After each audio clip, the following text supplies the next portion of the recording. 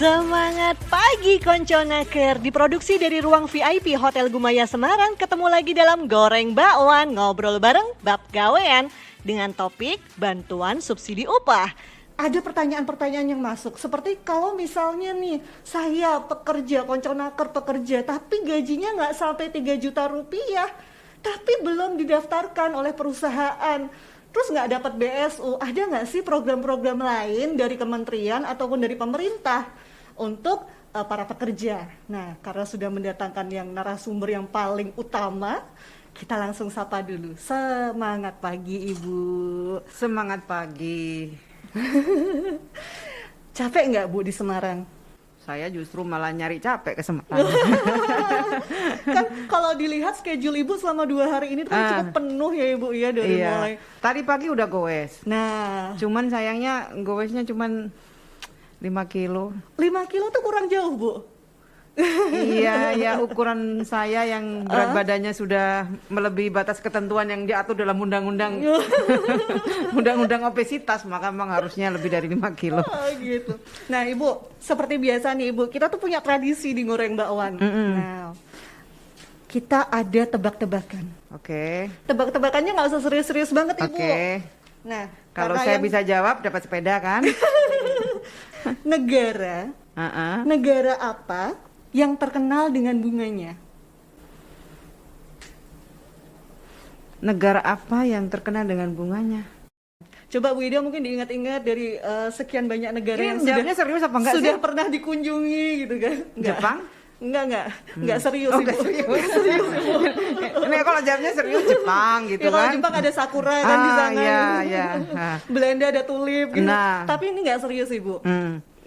Kalau nggak serius itu malah saya semakin pusing ini. Wah, nggak dapat sepeda nih. Nggak dapat sepeda ya Bu. Nah. Oke, jawabannya sudah menyerah, betul Ibu? Sementara sudahlah. Sudah. Durasi soalnya ya Bu. Iya. Jawabannya adalah negara berkembang. Oh, ya. Baik. Kenapa nggak mikir ke situ tadi? Ini mikirnya serius amat tadi.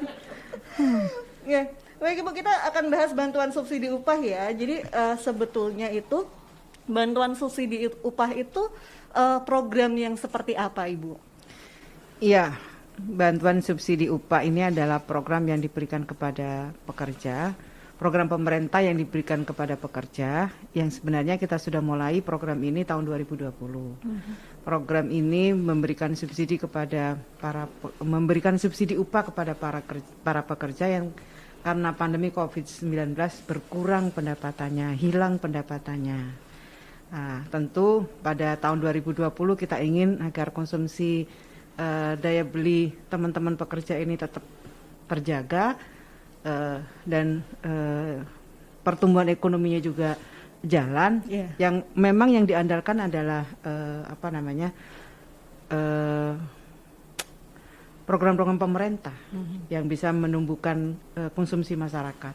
Sehingga pada tahun 2020 ketika pada waktu itu kita mengalami pandemi, kita sudah berikan tahun 2020.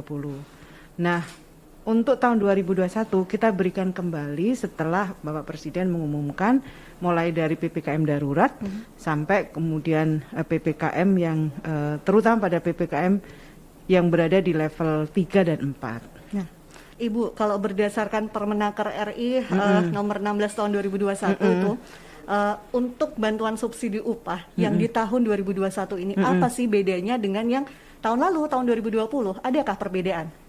Ya, berbeda.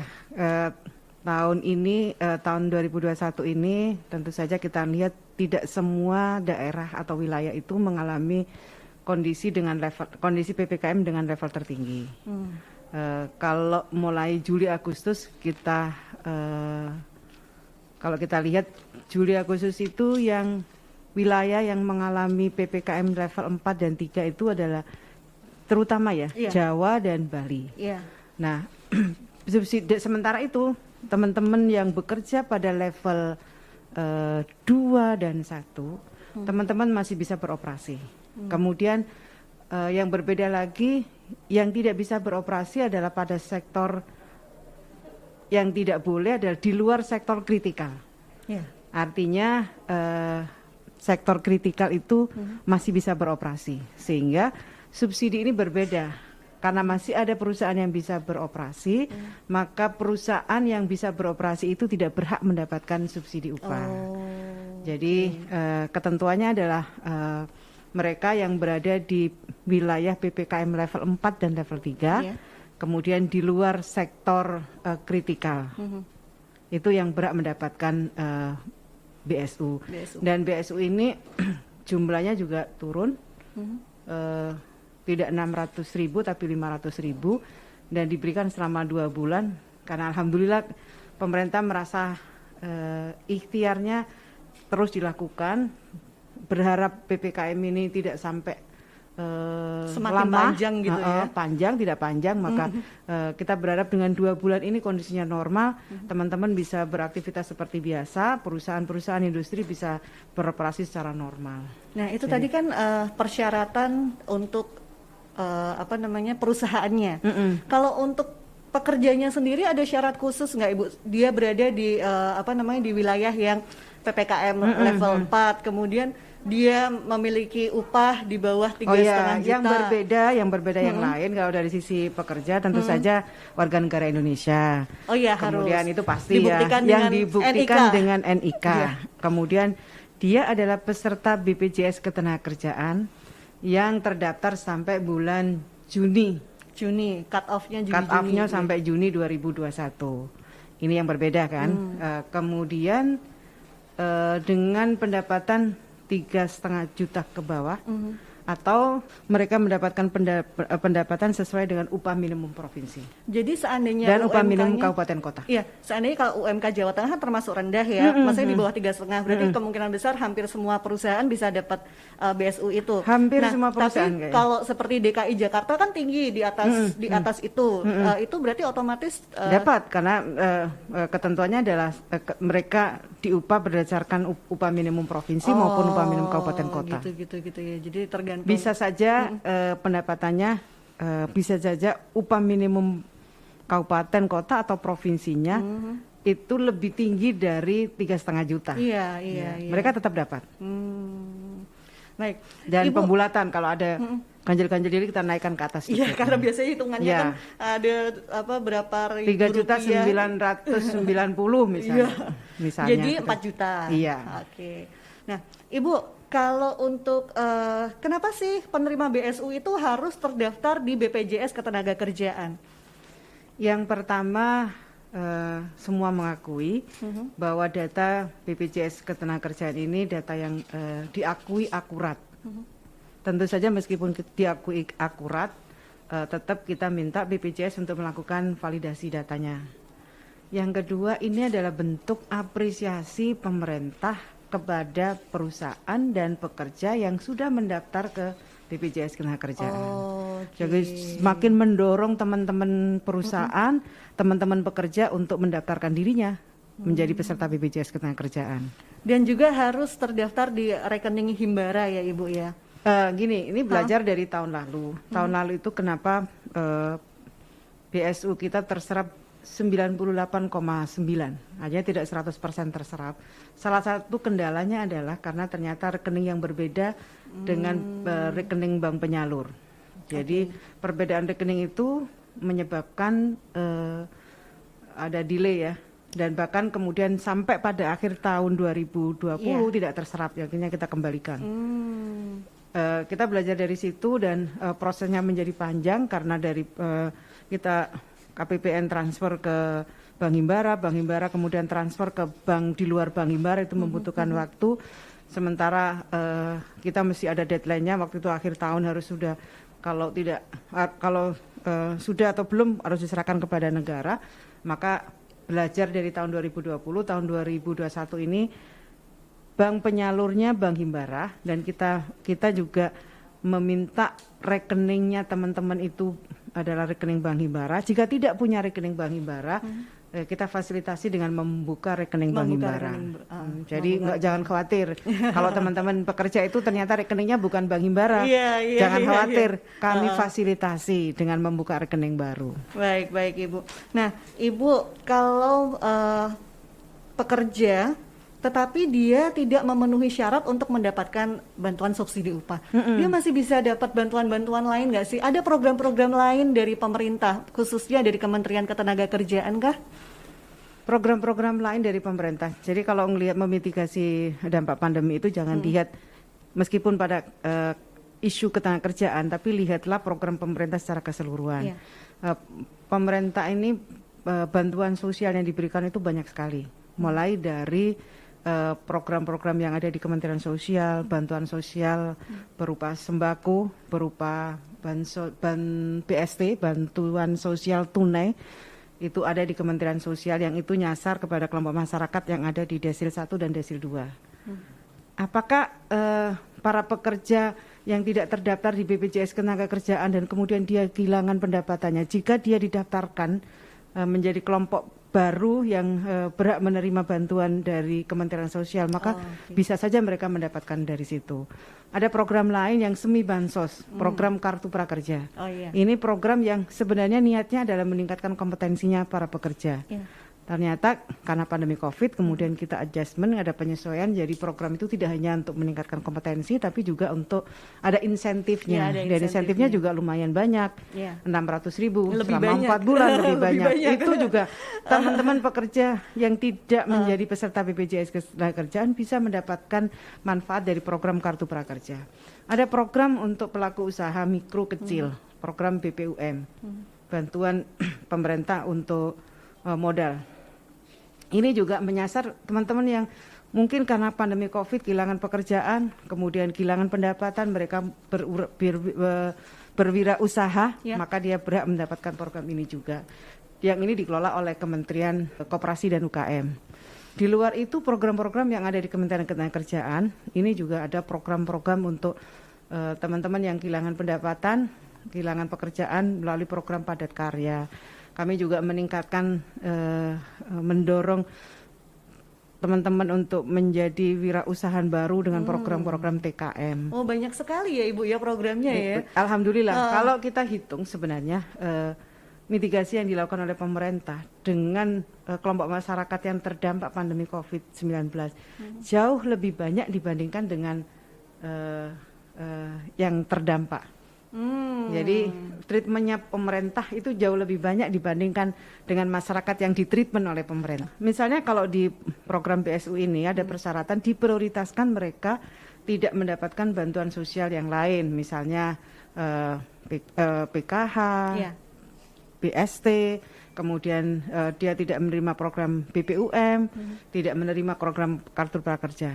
Makanya setelah data itu diverifikasi, divalidasi oleh BPJS Ketenagakerjaan diserahkan kepada kita padankan. Apakah mereka penerima Kartu Prakerja atau penerima bantuan BPUM atau penerima PKH, itu kita padankan dengan data yang ada di DTKS tadi. Alhamdulillah semakin kekini kan semakin bagus, integrasi datanya sudah semakin bagus. Kita memperkecil duplikasi, memperkecil masyarakat itu secara tidak satu orang yang nerima 5 misalnya, tapi ada satu orang yang nggak nerima apapun kita. Itu menghindarkan itu. Nah, Bu Ida, karena Ibu sekarang sedang ada di Provinsi Jawa Tengah nih, mungkin bisa cerita sedikit untuk bantuan subsidi upah khususnya yang di Provinsi Jawa Tengah. Mungkin ada seperti berapakah yang disalurkan khusus untuk Provinsi Jawa Tengah, seperti itu Ibu? Ya, program subsidi upah ini itu kami transfer kepada para pekerja melalui 5 batch. Ini sudah batch ke 1-2 sudah selesai.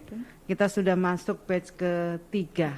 Dan batch ke-3 ini adalah Burekol ya. Jadi teman-teman yang tidak punya rekening Bank Himbara, kita fasilitasi dibukakan rekening baru. Bank Himbara.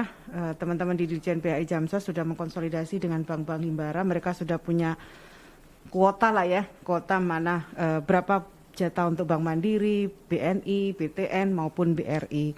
Dan alhamdulillah kemarin saya juga sudah melihat secara langsung, baik tadi pagi saya melihat teman-teman yang sudah punya rekening Bank Himbara ya. Kalau kemarin saya ke PT Sami dan PT ISG itu mereka adalah yang dibukakan rekening baru, program Burekol, memastikan bahwa mereka ini sudah dibukakan rekeningnya. Yang di PT Sami itu Bank BNI dan yang di PT ISG itu BTN. Berapa jumlah BSU yang disalurkan di wilayah Provinsi Jawa Tengah sampai dengan tahap 1, 2, dan 3 BSU yang telah disalurkan pemerintah sebanyak 653.059. 653.000. Nih yang nonton ini Cukup besar. coba dilihat kalau sudah menjadi peserta BPJS memenuhi persyaratan Iya. Permenaker. Coba lihat rekeningnya, sudah ada di rekening apa belum, berkurang apa tidak. Iya. Juga mungkin memastikan juga ke perusahaannya nih, saya termasuk yang bisa dapat atau enggak, apakah persyaratannya sudah memenuhi syarat, seperti Iya. misal rekeningnya, kemudian juga sudah terdaftar belum di BPJS Ketenagakerjaan. Karena eman-eman banget kalau misal sampai tidak mendapatkan karena kurang informasi. Begitu Ibu. Iya, jadi dari 653.000 itu 457.234 dari rekening Himbara. Jadi sudah punya rekening Himbara. Berarti ini yang 457.000 ini sudah nerima pada tahap 1 dan tahap 2. Kemudian yang sisanya yang 195.825 itu non Himbara. Ini yang difasilitasi pemerintah. Ini yang untuk tahap 3, 4, dan 5. 5, Gitu. iya. Ibu kemarin kunjungan ke 2 perusahaan, gimana tanggapannya Ibu? Yang pertama saya apresiasi ya. Ya. Mudah-mudahan ini representasi dari perusahaan-perusahaan yang ada di Jawa Tengah. Karena satu, apresiasi saya mereka tidak melakukan PHK. Meskipun ini kan Ya. 2 perusahaan yang masuk kategori di luar kritikal ya, masuk kategori esensial. Ya. Yang pada waktu itu kan memang belum bisa beroperasi secara penuh gitu kan.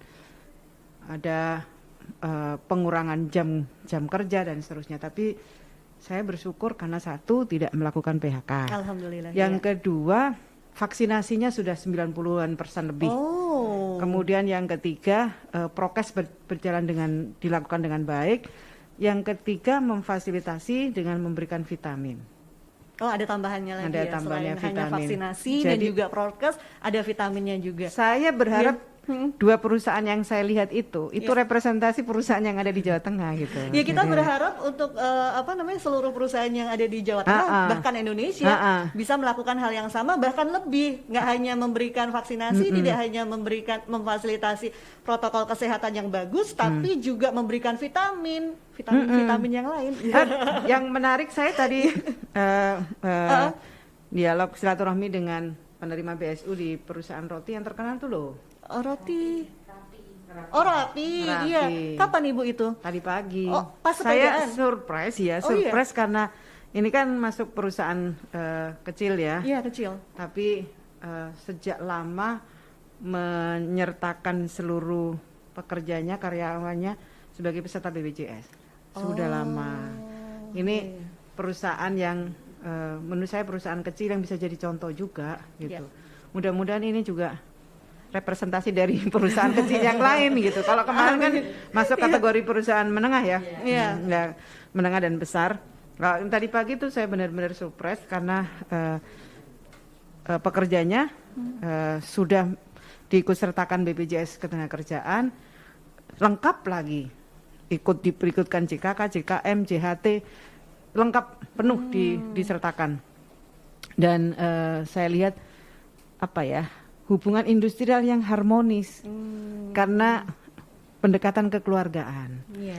Itu loh yang sebenarnya. Itu yang susah dicari di zaman sekarang ya. Susah. Jadi local hubungan wisdomnya. Ya, hubungan hubungan industrial itu cobalah dari hati kemudian dibangun hubungan yang kekeluargaan. Jangan hanya melihat dari sisi untung rugi bisnis. Untung rugi, saya pekerja, saya pemberi kerja, saya pemberi manfaat, lu yang mendapat manfaat dari. Tidak begitu pendekatannya. Jadi pendekatannya kekeluargaan. Baik. Saya itu kan coba ayem kan kita melihatnya, pekerjanya menjadi tenang. Saya kira pengusahanya juga menjadi tenang dan pada akhirnya meningkatkan produktivitas. Sampai misalnya berikan beasiswa kepada keluarganya itu kan luar biasa. dan fasilitasi yang lain itu, duh, Penghargaan yang diberikan itu yang oleh kita perusahaan inginkan, untuk hubungan industrial iya. yang harmonis yang seperti itu. Jadi pendekatannya adalah pendekatan kekeluargaan, jadi pendekatan dari hati. Humanis. Nah, ketika ada masa sulit seperti pandemi COVID-19 ini, saya kira kalau kita bisa membangun dengan pendekatan kekeluargaan tadi nggak akan ada masalah kok. Iya. Pekerja pasti akan mengerti. Kalaupun ada masalah itu bisa diselesaikan bersama-sama. Iya, pasti. Dengan adem, adem pasti tentrem. akan mengerti. Misalnya mereka tahu, bisa melihat dan merasakan bagaimana kondisi keuangan perusahaannya. Iya. Tapi mereka tidak akan berani nuntut karena dia merasa bahwa selama ini ya hidup bersama, maju bersama dengan perusahaan itu. Iya. Itu yang menurut saya kondisi ideal yang ingin kita bangun di Indonesia ini. Hubungan industrial yang dibangun berdasarkan kekeluargaan, pendekatannya dari hati. Duh, luar biasa Seneng banget, seneng itu dirasakan bersama. Susah pun jika dalam kondisi susah, diselesaikan ya ayo kita bareng-bareng. ini sharing the pain ya. Kalau susah yo digotong bareng gitu. Itu yang saya kira. Saya terus terang saya banyak belajar dari itu usaha toko roti rapi itu toko tadi roti ya. rapi. Iya. Saya benar-benar ini loh yang jadi model. Saya senang di Jawa Tengah ini, mudah-mudahan sama Bu Kadis nggak ditunjukkan yang baik-baik aja. Memang anak semuanya baik gitu, mudah-mudahan begitu ya. Saya senang, mudah-mudahan ini benar-benar menjadi contoh. Iya Bu. Jadi 2 perusahaan tadi yang kemarin saya lihat, dan ini tadi saya benar-benar senang. Itu jadikan model. Iya, itu yang kita cari, itu yang kita harapkan. Nah, Bu Ida, karena juga Ibu pasti kegiatan masih banyak yang menunggu ini, mungkin Ibu bisa memberikan closing statement nih buat konco-konco naker yang ada di rumah sana. Monggo. Manggilnya apa? Kalau di konco naker kalau di Jakarta rekan naker, Oh, kalau di sini rekan. konco naker. Pandemi COVID-19 belum selesai. Kita akan terus produktif dengan tetap mengikuti protokol kesehatan. Jaga selalu kesehatan dan saya paling 3M apa 5M terserah. Bahkan 10M. Pokoknya pandemi ini akan bisa selesai kalau kita semua konsisten dengan 3M apa 5M apa 7M. Pokoknya pakai masker, mencuci tangan dan menjaga jarak.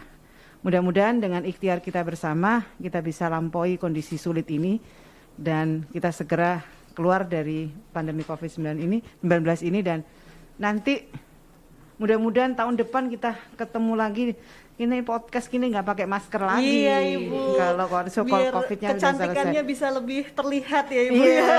Jadi udah pakai lipstik nggak kelihatan ini Ibu. Dan sebenarnya enak juga sih. Kita nggak perlu dandan untuk. Nggak perlu dandan Ibu.